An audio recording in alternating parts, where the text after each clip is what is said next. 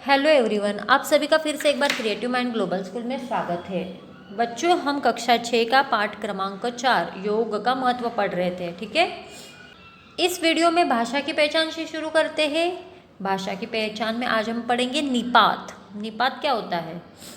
ऐसे अव्यय जो किसी शब्द के बाद लगकर उसके अर्थ पर विशेष बल देते हैं। ऐसे अव्यय जो किसी शब्द के बाद लगते हैं और उसके अर्थों को विशेष बल देते हैं, महत्वपूर्ण स्थान देते हैं, उसे निपात कहा जाता है। जैसे योग शरीर को लचीला और सबल तो बनाता ही है, यह हमें तनाव से भी क्या देता है? मुक्ति दिलाता है। ऊपर दिए गए वाक्य में सभी रंगीन अव्यय शब्द किसी शब्द के बाद आकर उनके अर्थ को विशेष क्या दे रहे हैं? बल दे रहे हैं।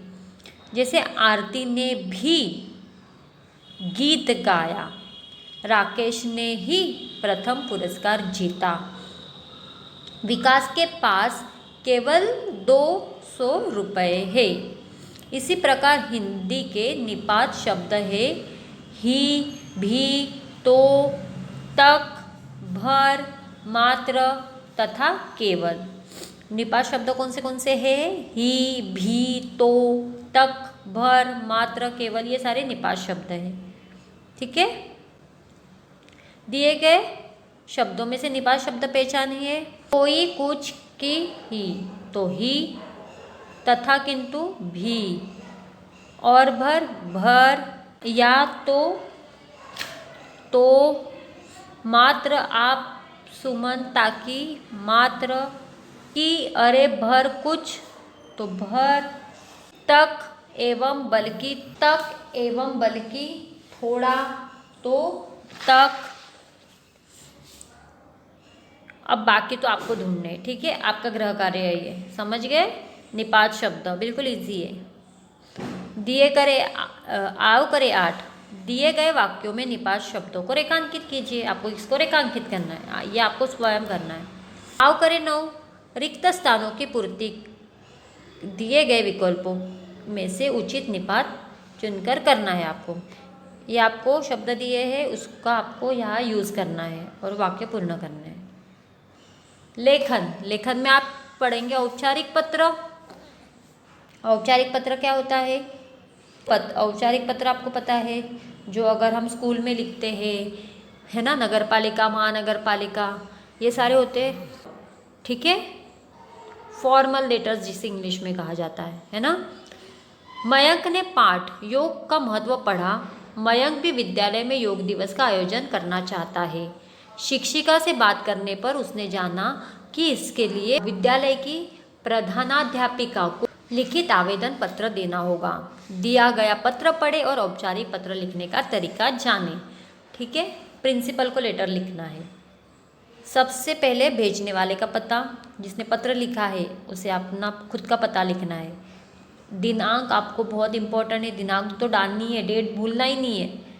प्रधानाध्यापिका महावीर जैन विद्यालय, अखोरी, टिहरी, गढ़वाल। ठीक है, हमारे जो प्रिंसिपल होते हैं उनको लिखना है पत्र, स्कूल का नाम लिखना है, जहाँ है, जैसे हम नीमच है तो नीमच। ठीक है, अब विषय लिखना है। मेन उन्हें पता तो पड़ना चाहिए हमने पत्र क्यों लिखा है। पत्र का विषय लिखना है आपको कि विद्यालय में उसे क्या करना है? योग दिवस मनाना है। उसके आयोजन हेतु पर उन्होंने पत्र लिखा है। आदरणीय प्रधानाध्यापिका जी को पत्र लिखा जा रहा है। मैं मयंक, पत्र की शुरुआत हो रही है। मैं मयंक आपके विद्यालय में कक्षा 6 का छात्र हूँ। मैं आपसे विद्यालय में योग दिवस का आयोजन करने का अनुरोध करना चाहता हूँ। अब पत्र का मध्य क्या है? आज कक्षा में एक पाठ पठन के दौरान मैंने योग और उसके महत्व के बारे में जाना। योग जहाँ हमें शारीरिक रूप से स्वस्थ रखता है, वही हमें मानसिक रूप से भी स्वस्थ रखता है। योग में विभिन्न प्रकार के आसन होते हैं। प्रत्येक आसन शरीर के किसी न किसी अंग के प्रक्रिया से जुड़ा होता है। जैसे अनिद्रा, थकान, तनाव आदि के समस्या से हमें क्या होती है, मुक्ति मिलती है। इससे जुड़े अलग अलग आसन होते हैं। पाठ पढ़कर मैंने यह जाना कि 21 जून को अंतर्राष्ट्रीय योग दिवस के रूप में मनाया जाता है। मैं आपसे अनुरोध करता हूँ कि आने वाले 21 जून को विद्यालय में भी योग दिवस मनाया जाए। यदि संभव हो तो विद्यालय में किसी योग गुरु को बुलाया जाए और विद्यार्थी को आसन व प्रभावी योगासन करवा सके। पत्र का अंत, मैं आशा करता हूँ कि आप मेरे निवेदन की ओर ध्यान देंगी, आप योग के महत्व को समझेंगी और विद्यालय में योग दिवस का आयोजन करेंगी। धन्यवाद। आपका आज्ञाकारी मयंक श्रीनिवास।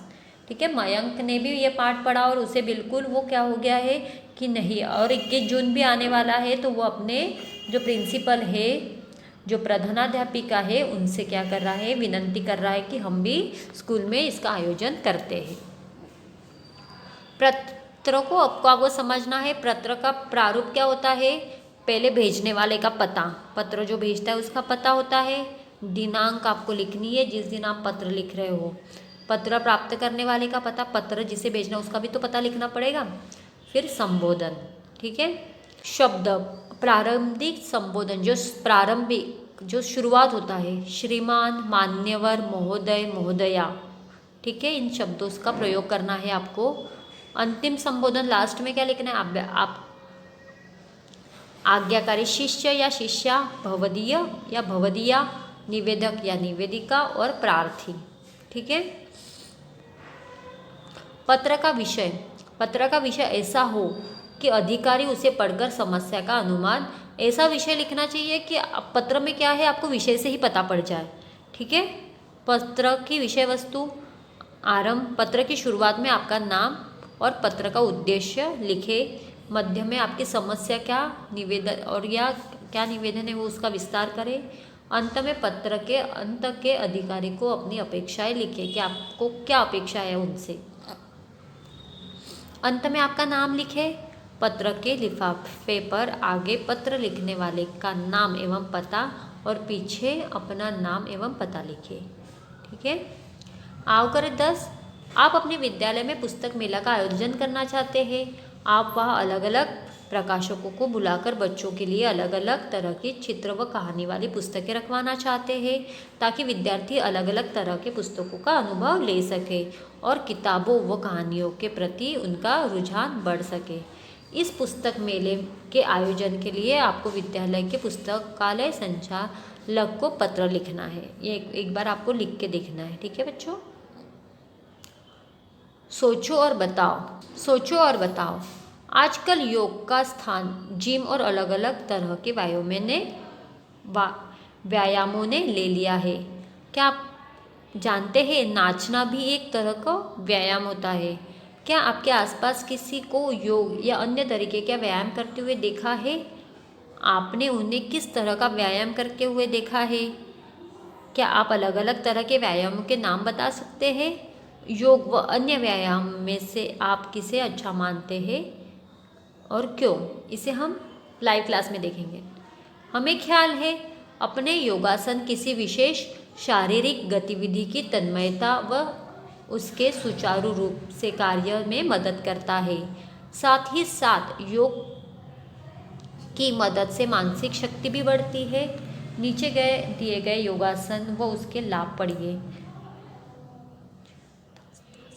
पश्चिमोत्तानासन मतलब पीठ का निचला भाग अंदर और कंधों का व्यायाम। धनुरासन छाती, गर्दन, पीठ व रीढ़ की हड्डी का व्यायाम। भुजंगासन अस्थमा व श्वास संबंधी रोगों के लिए व्यायाम। शलभासन पाचन क्रिया व पेट के अंगों के लिए व्यायाम। भद्रासन आँखों, फेफड़ों व रीढ़ की हड्डी का व्यायाम। शवासन शारीरिक थकान, मानसिक तनाव को दूर करने के लिए व्यायाम। सर्वांगासन हाथों, कंधों व रक्त प्रवाह बढ़ाने के लिए व्यायाम। त्रिकोणासन पैरों, घुटनों, एड़ियों, हाथों व वक्ष के लिए व्यायाम। ठीक है। आपको सबको व्यायाम करना है और साथ साथ गृह कार्य भी पूर्ण करना है। ठीक है। आपका गृह कार्य जल्दी पूर्ण करें। धन्यवाद बच्चों।